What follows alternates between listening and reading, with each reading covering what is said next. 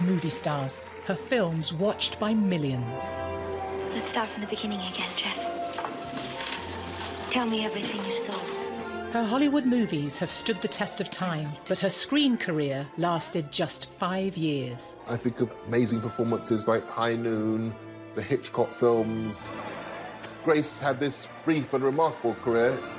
Grace Kelly projected onto the screen this kind of untouchable image, and at the same time, she's available.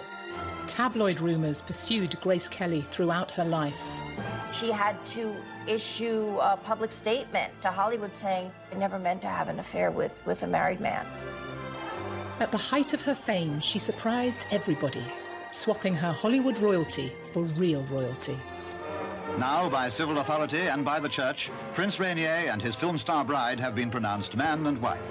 When the wedding did come, it really was an unparalleled event in terms of glamour and significance. Her star quality transformed the fortunes of Monaco, the tiny principality on the French Riviera. A picture queen meets her new subjects and is greeted by them in turn. But was Princess Grace the one role she didn't enjoy playing? She did not really understand exactly how much of a bubble you live in, like Diana did not, like Meghan Markle did not. Princess Grace gave Diana a piece of advice. Don't worry, dear. It'll only get worse. And of course it did. What's the truth behind the rumours? As well as an heir, did Prince Rainier demand a dowry payment from Grace? Grace had to show up with not only her glamour and her cachet, but with her checkbook. Those close to the story reveal the truth about her life. A lot of fairy tales do have a dark side to them, and perhaps her life did too. And the story behind her fatal car crash. The car was simply going too fast ever to have a chance of getting around that bend. And so Grace Kelly has died.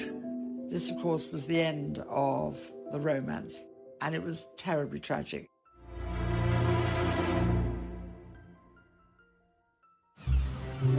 In 1956, the tiny Principality of Monaco was to have a new princess, and the world's media went wild. When news broke that Grace Kelly was to marry this European prince to become a bona fide princess, I think Hollywood was enchanted.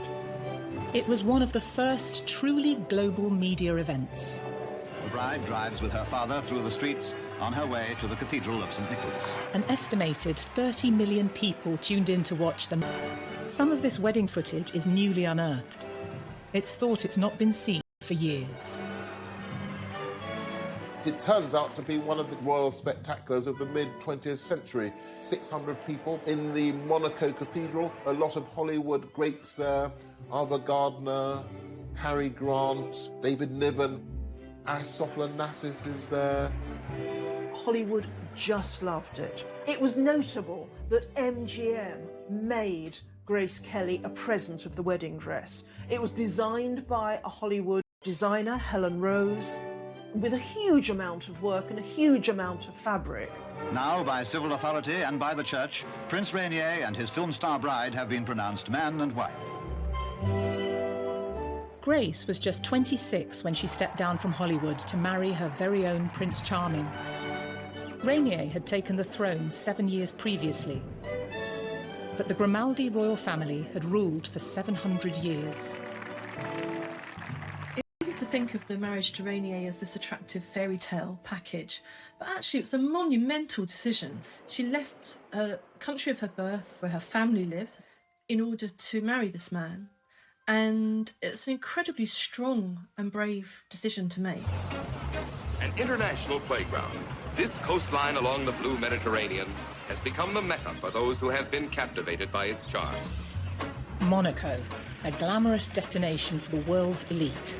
Smaller than New York's Central Park, it's one of the most densely populated sovereign states in the world. Monaco had no income tax. Its principal revenue came from Monte Carlo's famed gambling casino. The income more than covered the tiny country's needs. It nestles between the Mediterranean and France. Monaco is a country in its own right. It's defended by the French government militarily, but for that to continue, there had to be an heir. from the reigning prince. There was this clause that if he didn't have an heir, then Monaco would go to the French Republic. The actress was now Her Serene Highness Princess of Monaco. But before her marriage, she'd been the Queen of Pictures and ahead of her time. We've seen with Meghan Markle how difficult it is for somebody from Hollywood to adapt to a country in Europe.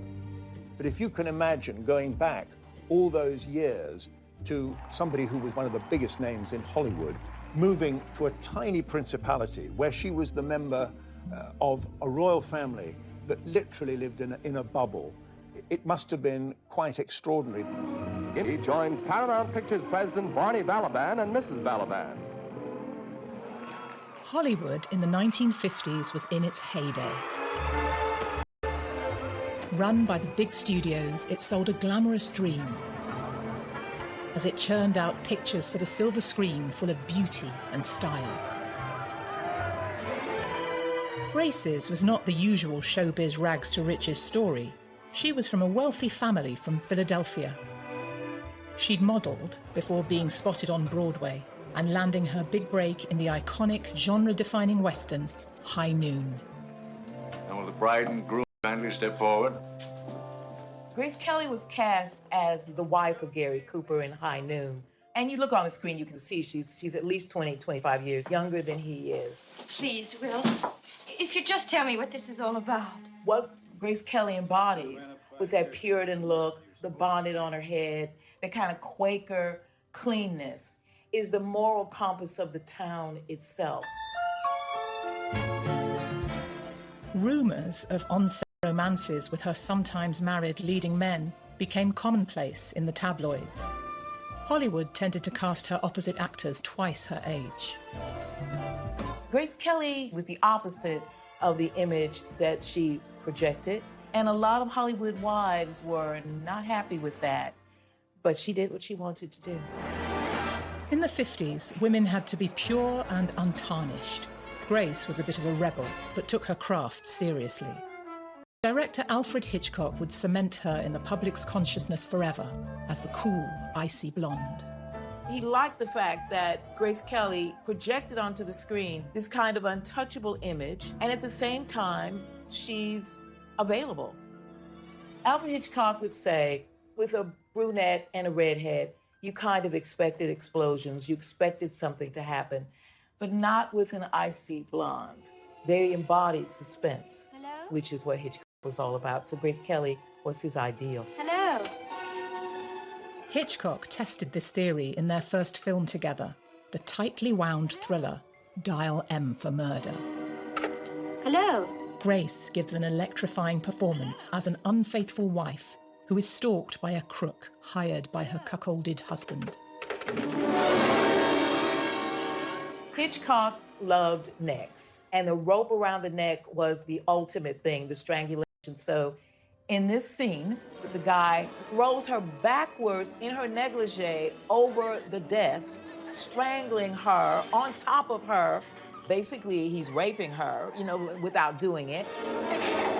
Kill him.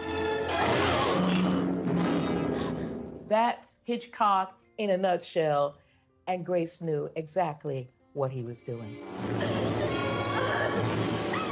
This is Hitchcock's most blatant statement about her as his muse. Despite her icy image and strict Catholic upbringing, the actress could happily banter away with the director. He used to try and shock her by telling bawdy jokes, and he loved how she responded. Famously, he said, "Do I shock you, Miss Kelly?" She said, "Oh no, I went to a girls' convent school, Mr. Hitchcock. I heard all those things by the time I was 13. Grace was always seen as this perfect 1950s lady, but deep down she was a very independent and driven person. And, she wasn't afraid of having a sex life, she wasn't afraid of having affairs, she wasn't afraid of following her heart. Grace followed her heart during filming on Dial M for Murder and had an affair with her on-screen husband, Ray Milland. It put her fledgling career in jeopardy. She really messed up when she had an affair with him. She had to issue public statement to Hollywood saying, I never meant to have an affair with a married man. Growing up, Grace was said to have had a difficult relationship with her family. She'd defied her father to become an actress. He didn't see her as having any of the star quality that everybody else could see. Grace Kelly always had to prove something to her father. She was the third child of four. So it wasn't that Grace wasn't loved, but she maybe wasn't noticed. Intelligent and from a wealthy family, her background certainly drove her on to succeed.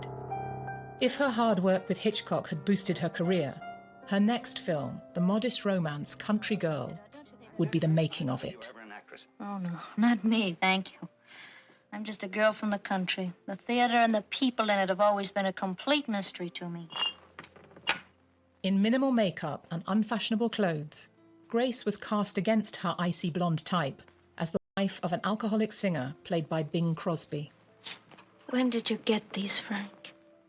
Last night after you fell asleep. No more, Frank. It was rumoured they carried the relationship off-screen too. When we get to Boston, I'll get you some sleeping pills. Even in The Country Girl, playing in those incredibly dowdy clothes, Grace made it look good and classy. Whether you like it or not, Frank's weak. He's a leaner. And I happen to be the one he leans on.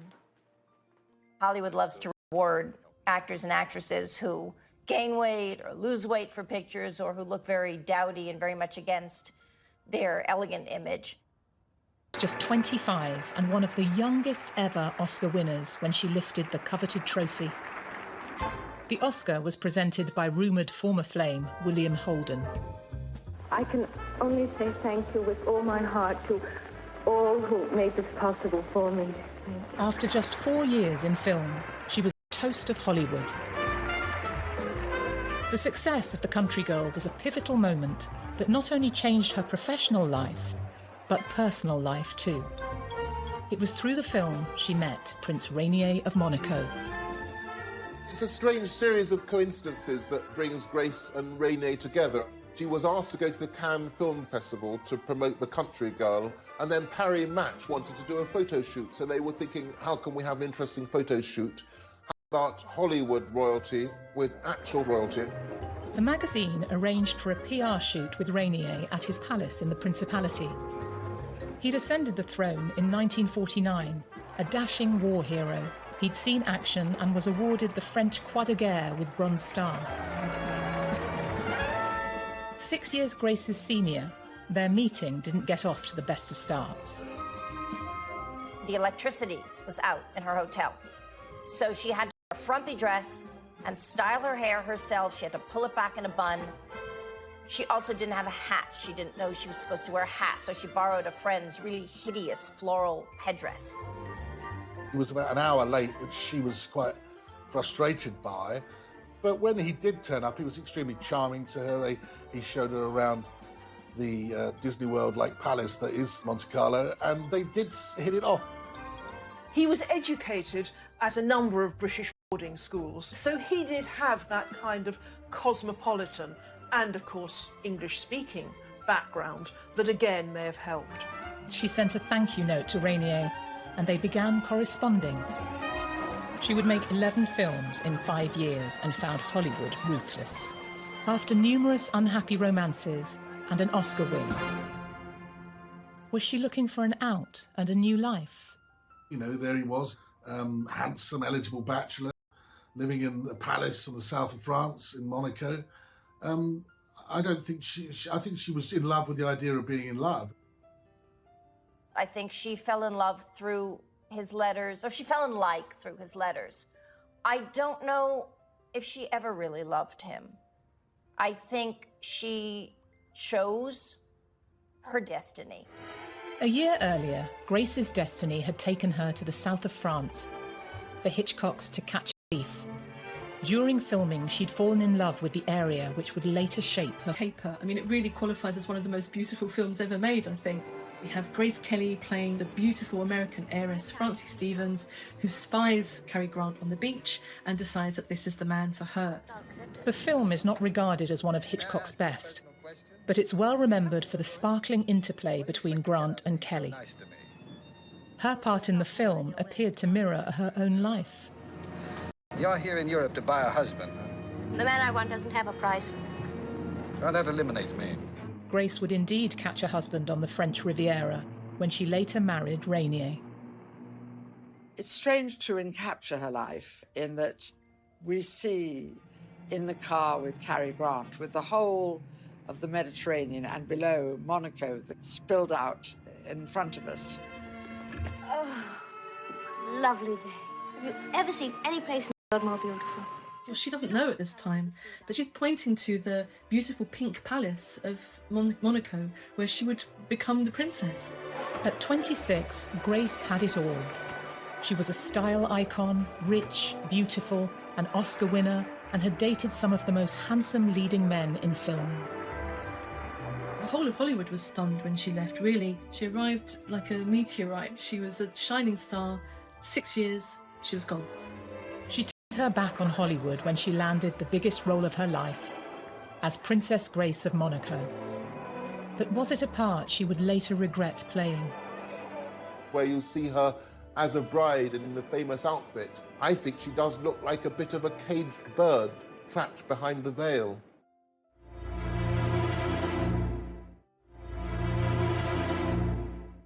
The Principality of Monaco, an independent state with its own rulers and its own laws. Monaco was already well known for attracting the jet set.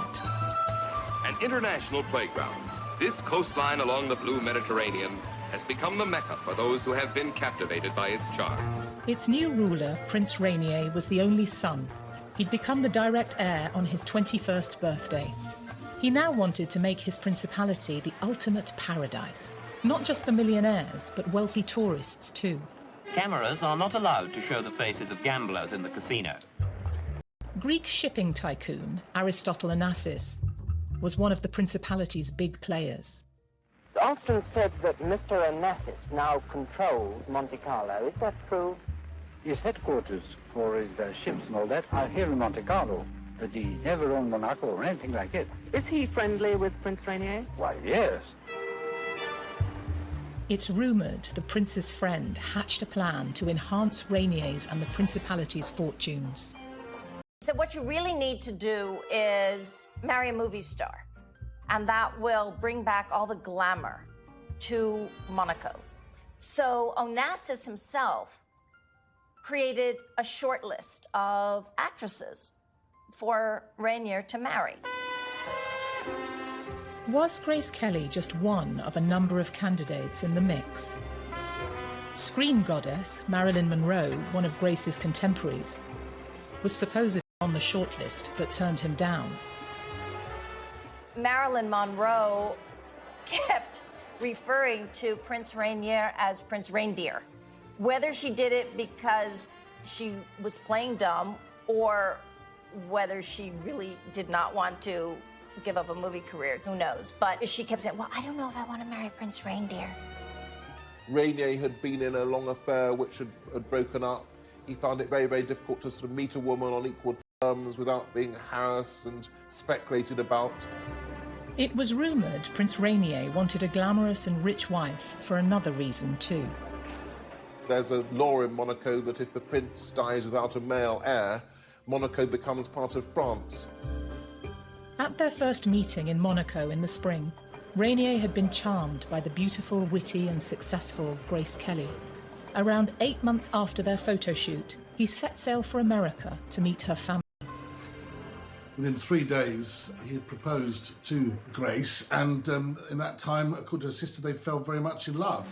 And then a press conference was told that the Prince of Monaco had chosen his princess, and his bride-to-be never looked lovelier. But behind the cameras, there was said to be a tough business deal Rainier wanted thrashed out. In line with royal custom, he allegedly wanted a large dowry. But to the American Kelly family, this seemed bizarre. Grace Kelly was expected to bring to the marriage not only her high-profile glamour, but also quite a large cash dowry, $2 million. When this was first put to Jack Kelly, her father, he said, my daughter Grace doesn't have to pay anyone to marry her. When Rainier came to visit him, he was like, hey, I'm the king of Philadelphia. You're in my kingdom now, mister. Grace was determined, despite her father's reservations. There was this sense, in a way, that this was the ultimate role. The information about the money remains unclear. Full financial details of any dowry have never been disclosed. But it's rumoured the wealthy actress may have stumped up some of the cash herself. Grace had to show up with not only her glamour and her cachet as an Oscar-winning. The people of Monaco received the news of Prince Rainier's engagement with joyful enthusiasm. After the wedding, this delightful actress will be known as Her Serene Highness, Princess of Monaco. With the marriage brokered, Grace was still under contract with the studio and had one more film to do, a musical. She was going out on a top note. Grace's final film was High Society, by which time she was engaged to Prince Rainier, and everyone really knew that this was the last film before her wedding. In the best tradition of Hollywood musicals, High Society combines witty and energetic songs with a feel-good storyline. In an echo of Grace Kelly's true-life romance with Prince Rainier, the film revolves around Bing Crosby's attempts to win her heart. Rainier visited the set as their own wedding was only weeks away. You lost a little weight, haven't you, Sam? She's very thin in High Society. It was a very stressful whirlwind time for her. I just want to know what you are doing here the day before my wedding. It's quite extraordinary to think of Rainier being around the set. He was this world-famous prince.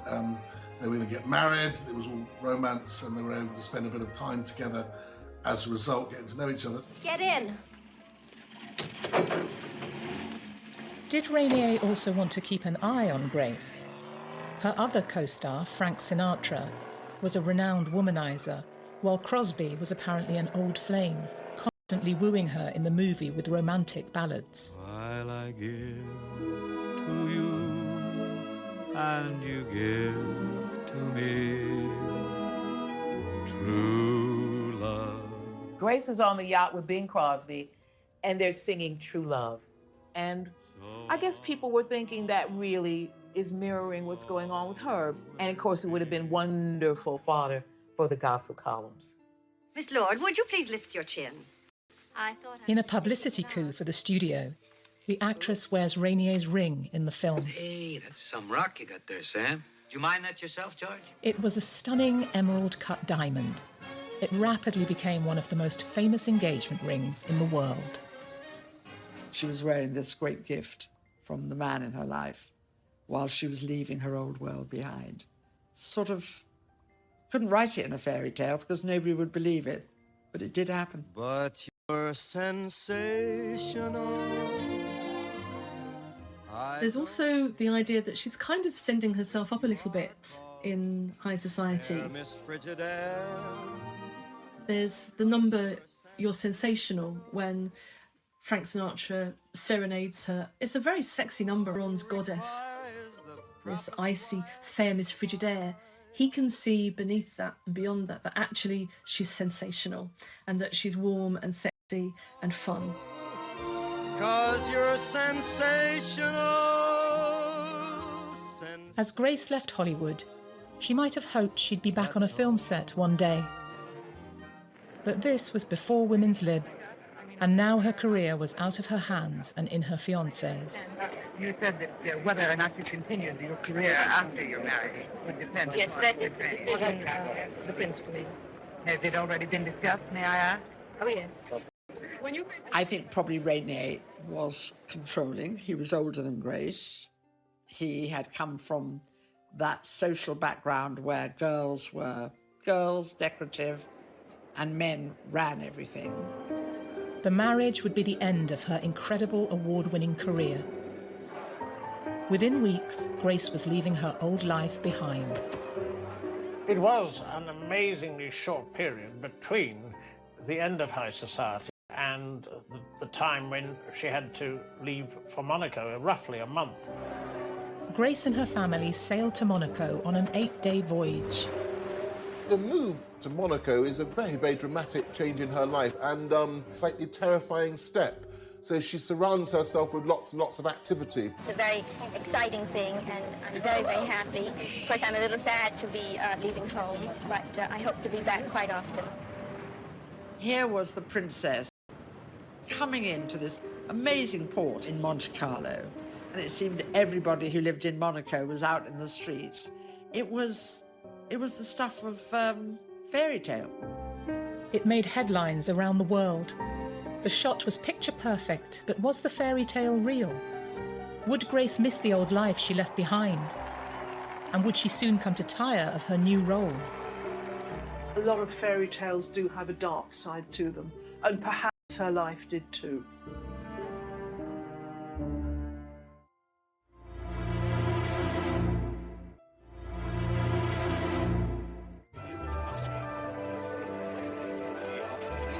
In little more than 5 years, Grace Kelly had grown from obscurity on the New York stage to being a world-famous Oscar-winning movie star.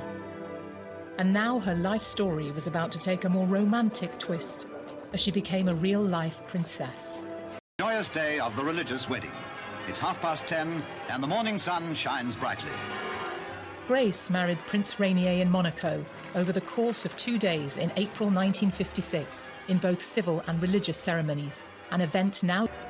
All eyes are on her, an entrancing picture in her magnificent gown as she takes her place before the high altar. The ceremony was filmed by MGM and by TV companies who broadcast it to 30 million viewers around the world. There was the civil ceremony on one day, then the religious ceremony at the cathedral the next, attended by so many guests, including Hollywood royalty, Cary Grant, David Niven, Ava Gardner. We're now out of the 40s. The world has settled down after the Second World War.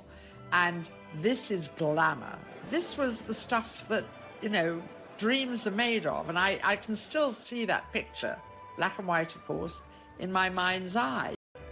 This was Hollywood with bells on. Couldn't have been any more exciting. When the wedding did come, it really was an unparalleled event in terms of glamour and significance and newsworthiness. Grace's wedding dress is one of the best remembered and most elegant bridal gowns of all time. She didn't order it from a fashion house. It was a gift from her former studio, MGM, and created by Helen Rose, the chief costume designer who had worked on 2 of Grace's previous films. It's notable that MGM would make Grace a present of the wedding dress, this staggering dress involving vast amounts of fabric, vast amounts, hours and hours of work. The dress had been the subject of intense press interest. Miss Kelly, we understand that you've changed the idea about your gown already. Is that your decision or Helen Rose's at MGM? Oh, no, I don't know where you heard it. It's always been the same. And it's still the original dress that you found. I understand it took 3 dozen seamstresses 3 weeks with an estimated cost back then of $7,200. Can you imagine how much it would cost today? It was the beginning of the iconic wedding dress that people dreamed about. Now, by civil authority and by the church, Prince Rainier and his film bride have been pronounced man and wife. Princess Grace's wedding dress seems to have inspired bridal fashions for more than 6 decades. Many royal watchers believe that it influenced the design of Kate Middleton's wedding dress in 2011 for her marriage to Prince William. I was reporting for Catherine's wedding, the Duchess of Cambridge's dress, and as soon as I saw it, I thought, Princess Grace. I can see the similarity. I can see slightly the high collar, lots of lace, and sure with Catherine. You know, it's a very tight bond with your designer. So I wouldn't be surprised if she references Grace Kelly's dress. Wouldn't be surprised at all. Didn't possess. She wore this little sort of Juliet cap, beautifully embroidered and decorated, which again allowed a sight of that very beautiful face. Grace and Rainier had invited many VIP guests, such as the Aga Khan of India, and the Greek shipping magnate Aristotle Onassis, who first came up with the idea of Rainier marrying a Hollywood star to raise the profile of Monaco. But the restrained European monarchs of the 1950s stayed away. It's said that Queen Elizabeth II in England said, no, I'm not going, far too many celebrities, far too many Hollywood types. Maybe they were slightly sniffy, and in fact later Grace became very, very friendly with the British royal family. But certainly they didn't seem to be rushing to Monaco. Yes, indeed, it certainly was a great day in the long history of the Principality. A great day for the loyal people of Monaco.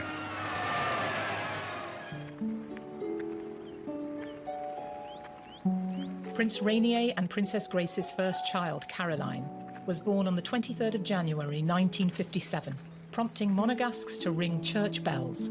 The couple went on to have 2 more children, Albert and Stephanie.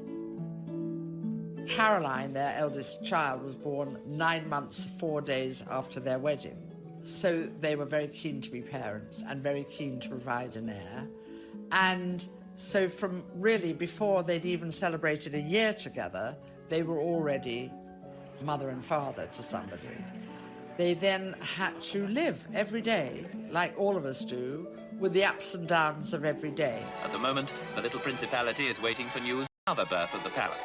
News which will be proclaimed by a gun salute. 21 for a girl, 101 for a boy. Grace had been an ambitious film star, but as a commoner who married into a royal family, she found herself working hard to fit into her new role, even hiring a private French tutor. She would have had to learn the accent. She would have had to have learned the ways people speak, how they eat, what they did on Sundays, because it's a very conservative Catholic country. She would have been called Her Serene Highness, and she would have had to be serene. So all of that must have taken a toll on her. Whatever the stresses of her new royal life, Princess Grace continued to be a role model for generations to come. She became a style icon perhaps because her own personal style, her figure, those very beautifully cut suits, the dresses with the narrow waist and the huge flaring skirt. When I was growing up in the 60s, there were 2 paper dolls. These were the ideals. You were meant to be a mom, that was your duty, but you never were supposed to gain weight. You were supposed to make it all look flawless and beautiful. And that's what we were meant to grow up to be. Perhaps the most enduring fashion statement associated with Princess Grace is the Hermès bag that was named in her honour. When you saw Grace Kelly travelling, apart from the luggage, she always had with her an Hermès handbag. Some would say to hide perhaps her pregnancy from the public, but it was always there, and it's quite a significant look. It became so popular that Hermès turned around and called it the Kelly bag, which today it costs a fortune. She liked dark brown and navy and crocodile, which is a little controversial. On their engagement, Grace and Rainier had announced that she would stop making films after the wedding. But rumours circulated of tensions in the marriage, that Rainier banned Grace's films from being shown in Monaco and tried to buy up all the copies. As with so much about Grace and Rainier, there's rumours that Rainier banned the films, but I'm not sure that that's convincingly the case, because the films were out there. I mean, she made some of the greatest films in movie history. It's like it's great in a story that somebody's made up third hand. The idea that he's going to ban Mogambo or To Catch a Thief or whatever is sort of ridiculous. It seems that she hadn't quite realised how completely she would have to give up her career.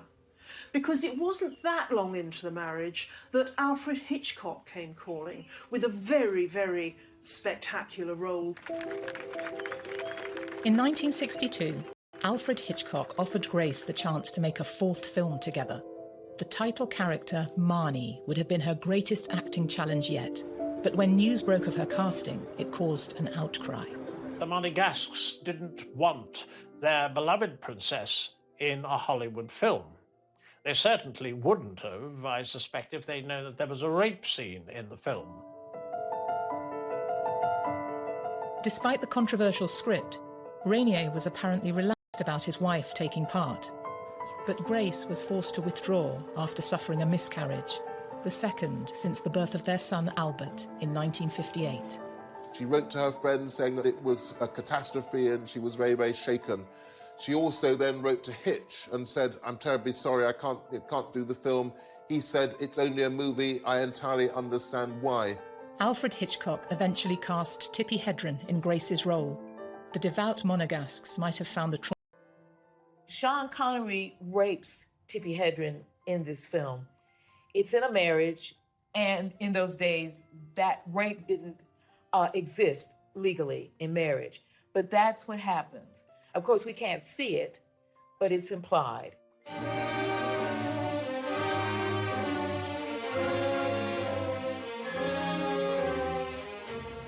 The day after that, she attempts to kill herself. So this is an incredibly dark and disturbing storyline. It's very hard to see Princess of Monaco playing that role. I'm sure Rainier didn't want Grace to take part in that. Biographers later contradicted the rumours that Rainier had effectively killed off Grace's acting career. I think it was a great source of sadness to Grace that she wasn't able to play Marnie. And I think that she then had to accept, really, that she wasn't going to go back to Hollywood and make Hollywood films again. Gossip was rife about Rainier's controlling nature, and the rumours about their relationship continued in the years ahead. There were rumors of various, what they used to call toy boys, and she had a flat in Paris, and there were all kinds of stuff about affairs and all of this. She was a good person, and she didn't hurt anybody.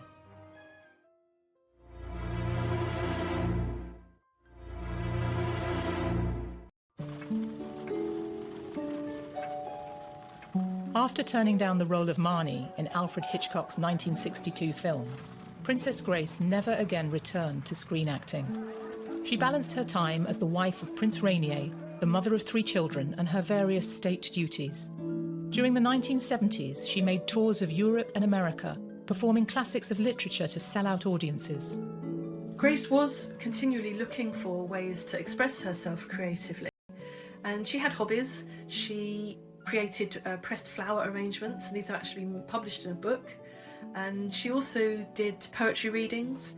Princess Grace gave a revealing interview to Desert Island Discs in 1981, admitting how much pleasure the readings were giving her. You've been giving poetry recitals. Yes, this is something I started a few years ago, and I've enjoyed it very much. It's been very pleasant, and it's something that I can do without being away from Monaco for any long period of time. People still realised that she had an innate talent and ability, and that they really wanted to still see her. And she was a great supporter of the arts, of ballet and the performing arts, in her role as a princess. In 1977, Grace's love of ballet gave her the opportunity to make a renowned Russian ballet school. The film you're going to see is about the children of Theatre Street in Leningrad. Grace had wanted to be a dancer in her teens, and ballet was still very close to her heart. This touching film was among the nominees for Best Documentary Feature at the 1978 Oscars. This is where all that effortless grace began. Only years of study and practice can make the ballet movements look unstudied and natural, and perfectly confident. Grace brought real prestige to the film, and is said to have donated her fee and a portion of the takings to support an Academy of Dance in Monaco, which still bears her name. Grace understood that she was privileged. She got that. And so she tried to use her privilege as best she could in helping children in particular, in being a patron of the arts. And I think in that she was a good person. She was never able to satisfy herself on the scale or anything remotely like the scale that she was used to in Hollywood. Grace's creative pursuits were often framed in the press as her desperate attempts to escape from a controlling husband. I think there's no question that there were undoubtedly ups and downs because she was trapped in a gilded cage by the very nature of the job. You could think of it as a gilded cage. I don't think her life was like that at all. And I think she was actually a very hard-working and professional person all her life.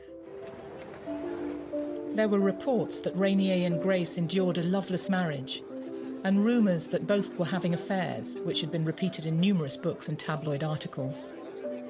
It's a shame in a way that if you're a famous and beautiful person, anytime you're photographed with somebody, it's assumed that you're being intimate with them. They're often just friendships.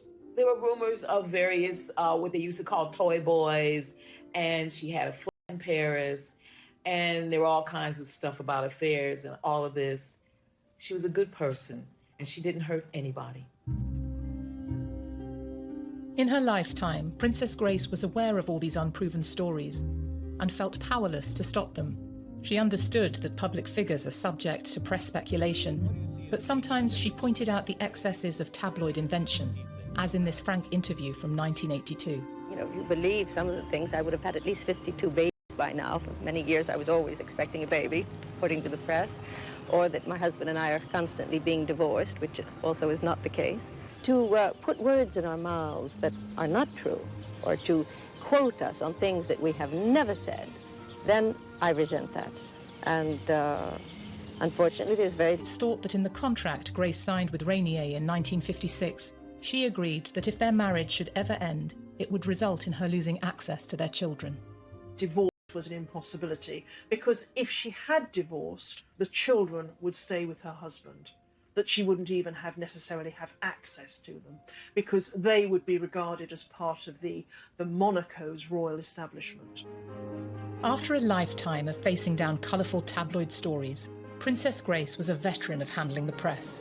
In 1981, she read poetry at a gala event in London, in front of Prince Charles and Lady Diana Spencer. The charity concert at £50 a ticket was in aid of the Royal Opera House, and one of the performers was Princess Grace of Monaco. She, of course, is very experienced at this sort of occasion. She also knows how to give a helping hand to a newcomer. This was Diana's first public event since her engagement, before the intimidating glare of paparazzi cameras. David Emanuel designed the dress she wore that night. I think it was possibly at that stage a bit too much for Diana, and Princess Grace gave Diana a piece of advice, and apparently, I quote, "Don't worry, dear, it'll only get worse." And of course it did. I think that Grace was a very maternal person. Her eldest daughter, Caroline, was close in age to Diana herself. Grace is still an actor, so she would have known intuition and instinctively what Diana needed to hear. Because Diana made some comment about the attention. It's really quite a moving set of footage to see this woman who knows exactly what's ahead of Diana, to meet her at this stage when Diana really has no idea what's ahead of her. She made the news, and when she didn't make the news, in her mind, the news was made up about her. She did not really understand exactly how much of a bubble you live in, like Diana did not, like Meghan Markle did not. Away from the rumours about her unhappy marriage, Princess Grace was also said to have faced health issues during her later years, especially migraines, possibly connected to her lifelong issue of poor eyesight. She also had a minor car crash. She had been involved in an accident driving a black London taxicab, which was owned by the royal family in Monaco. It wasn't a major accident. She hit another car. But that led to the theory that she was never comfortable behind the wheel of a car. Later, tabloids like the National Enquirer would go much further. In its famously salacious style, the paper claimed that before her death, Grace was trapped in a nightmare world of tranquilizers, depression and loneliness. But also have been a sign of other health issues. She was in her early 50s, perhaps the time of the menopause. There were stories that she was lonely. There were stories that she was depressed. I think trying to keep 3 kids in order and trying to make sure they're happy and they're not doing things they shouldn't do, it's going to be hard. Perhaps the most surprising story of all was that Grace allegedly joined a cult, the Order of the Solar Temple, which had branches all over Europe and Canada. They filmed their rituals in grainy, poor-quality videos. Filmmaker David Cohen dug deep into the story of Grace's involvement. Grace Kelly had gotten mixed up with an order that was into all kinds of criminality under the disguise of spiritual wisdom. When we first got this story, allegation, we were, of course, skeptical. In exchange for the promise of enlightenment, devotees were expected to hand over substantial membership fees. The cult was run by Luc Jouret, a doctor, and Joseph DiMambro, a businessman convicted of fraud. In their hands, the order had become a front for money laundering and arms dealing. We traced the abbey where Grace was inducted into the order in a ceremony which was semi-sexual at least. The order made news in the 1990s when disturbing reports showed several of their temples destroyed by fire and 74 devotees dead, including the order's leaders, Jure and Dimambro. As theories shift between murder and suicide, police can confirm they're investigating an international money laundering operation by certain cult members. The story of Grace and the cult was broadcast in 1997. A spokesman for the furious Prince Rainier described it as a cheap shot at someone who couldn't answer back. One of the things that I learnt in many, many years as a reporter, particularly covering the royal family, is that when journalists get together in large numbers, any number of bizarre stories can come out. Was Princess Grace part of some bizarre cult? Personally, I would regard stories like that as most likely nonsense, most likely fabrications, but who knows? On the 13th of September 1982, Princess Grace and her daughter Stephanie set off to Monaco from their hilltop home in France. Grace had vowed not to drive again after her previous crash, but she took the wheel and followed a route that one of her movie characters had driven more than 25 years earlier. In Alfred Hitchcock's rousing thriller To Catch a Thief, Kelly gave a thrilling performance while also giving Cary Grant a scare. Slow down. And let them catch us? In the film, they're down the hairpin bends for real to ensure that Stephanie made it onto a train back to school in Paris. She'd had accidents before, maybe didn't drive that frequently. It's very sad that she seems to have been driving the day of the terrible accident. So they go over the hill and it's catastrophic. As Princess Grace and her daughter Stephanie were rushed to hospital, a rumour mill of wild conspiracy theories was already running up to full speed. The mafia was supposed to run Monaco, so they did something to the brakes as a message to Rainier. It couldn't just be as simple as driver error, that there had to be some kind of meaning in it.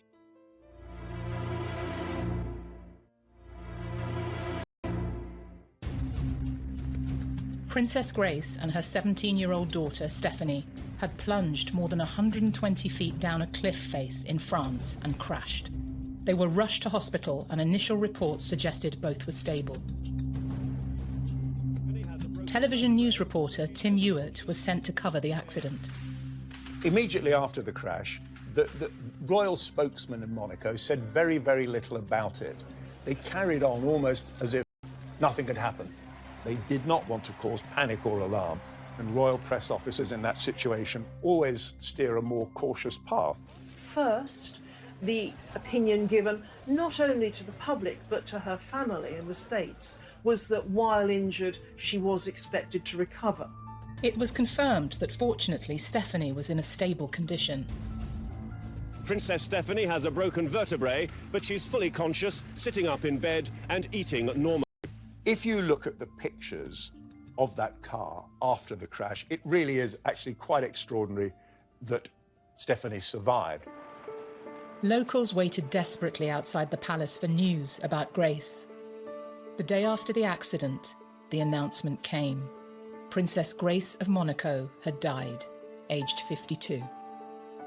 The palace spokeswoman in Monte Carlo said that when the princess died, her husband, Prince Rainier, and her 3 children were at her bedside. Well, Monaco was in a state of shock, a total state of shock. She was a hugely popular figure. This nation went into a complete state of mourning. She was beloved. Nobody could believe it was over. Her death has stunned the Principality. Business is closed out of respect. Everywhere flags flew at half-mast. Even the famous casino locked its doors until tomorrow. Princess Grace's funeral was broadcast around 100 million people. It captured the grief as hundreds in Monaco mourned the loss of Princess Grace. The Principality of Monaco has been in mourning since Princess Grace died on Tuesday, and today only the people who live here were allowed onto the streets around the royal palace to watch her funeral procession go by. It was a morning of intense emotion. The princess was an enormously popular figure. Her death come as a painful blow. Just as her wedding had been beamed round the world, of course, her funeral, those years later, was beamed round the world. This, of course, was the end of the romance, the end of the Cinderella effect, and it was terribly tragic. Whatever mystery may surround the death of Princess Grace is for the moment overshadowed by grief. Doing the job that I was doing, and I did for many, many years, you're frequently exposed to extremes of emotion, people in distress. I think that trip to Monaco was one of the more intense that I did, because there was genuinely there a quite extraordinary sense of grief. Many, many places that I went to and events that I reported on, I've forgotten, but not this one. Over 400 people attended the funeral at the same cathedral where she was married 26 years earlier. For Rainier, Grace had been absolutely the centre of both his private and his public life. So whatever difficulties there may have been in the marriage, I think it was a strong union. So I think he was pretty much, certainly at the time of her death, a broken man. The news reports from the day captured the family's heartbreak. As Rainier walked alongside his daughter Caroline and son Albert, they were caught in the full media glare, unable to hide their anguish. You only have to see the pictures to see how distressed the members of the family were. Prince Rainier was distraught. There were rumours that he would abdicate in favour of Albert, who was still, of course, quite young, because he couldn't go on without Grace. Princess Grace's global impact was clear to see. Family, royalty, celebrities, and people the world over were united in the loss. A number of her old friends from Hollywood came. Cary Grant, James Stewart gave the eulogy, saying that she was the nicest person he'd ever known. Grace's life of Hollywood stardom, royalty, and tragedy continued to play out even after her death. And apparently it was Princess Diana herself who was very insistent with the Buckingham Palace establishment that she should be allowed to go. Diana herself was to die in a car crash 15 years after Princess Grace. Of course, one of the most tragic elements of the funeral is that Stephanie was still in hospital, not able to attend her own mother's funeral.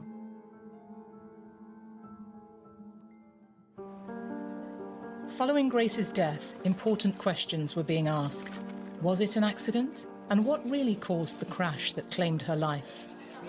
The big rumor at the time was that her younger daughter, Stephanie, was at the wheel, actually, and she lost control of the car. Stephanie eventually said, "I've actually lived through the last moments of her life. Can I please be left alone?"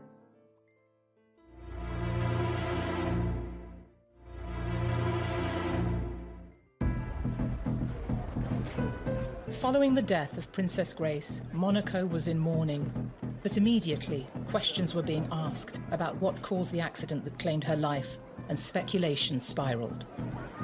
When someone that famous dies young and that suddenly, there's almost a feeling, as with the death of Princess Diana or of James Dean, both also car crashes, that it couldn't just be as simple as driver error.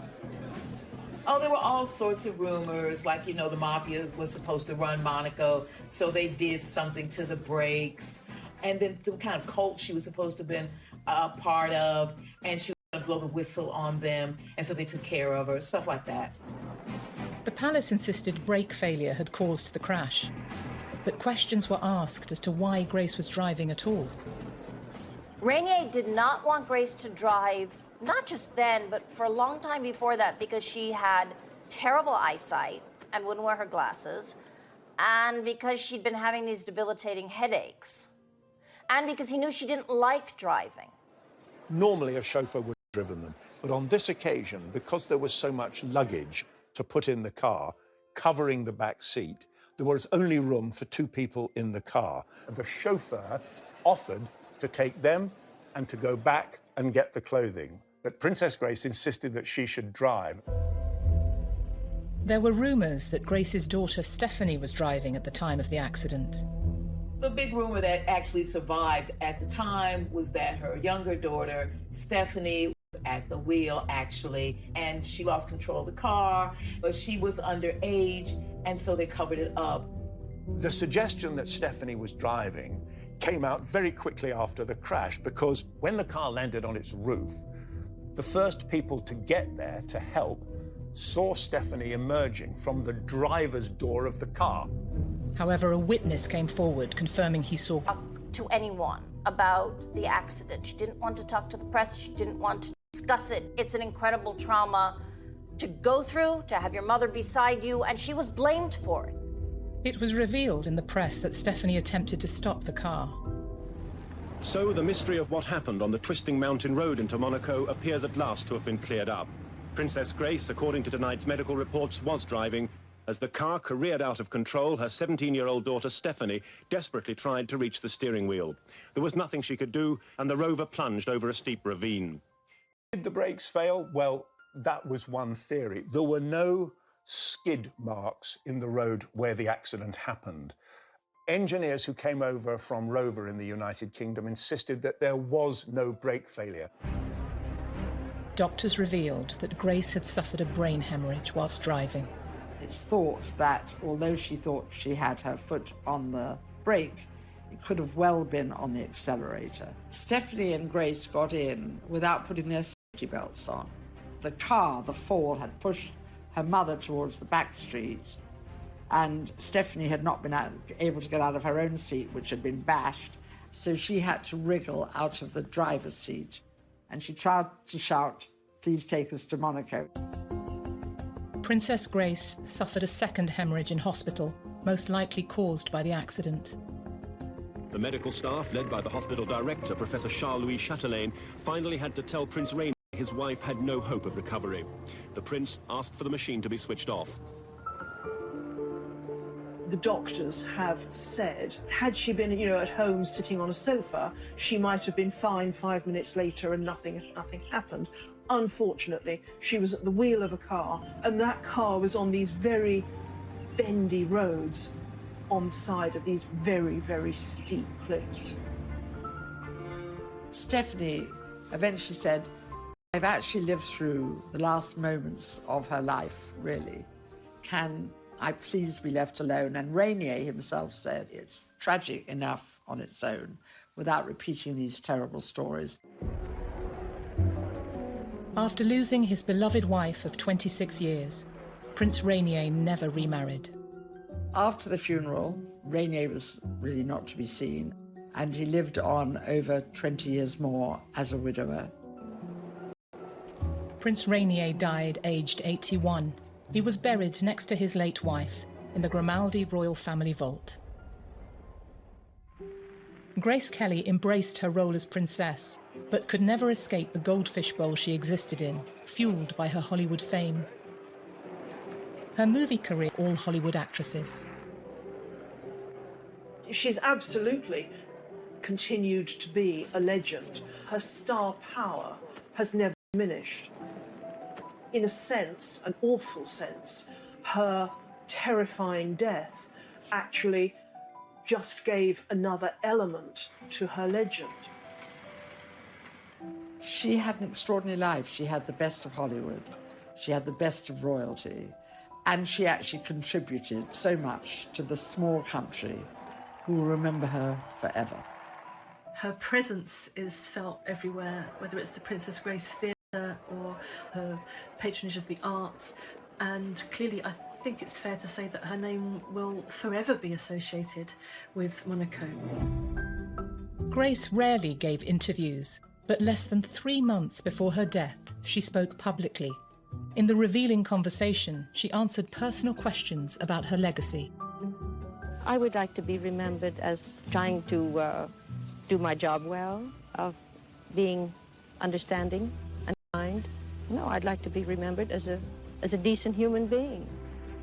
When we say that Princess Grace was the ultimate fairy tale heroine, perhaps we remember that fairy tales do have a darker side to them too. It does really seem as though she is someone for whom all the fairies aligned to give her all the gifts that, whether or not they gave her a perfectly happy life, gave her the kind of iconic status that lasts.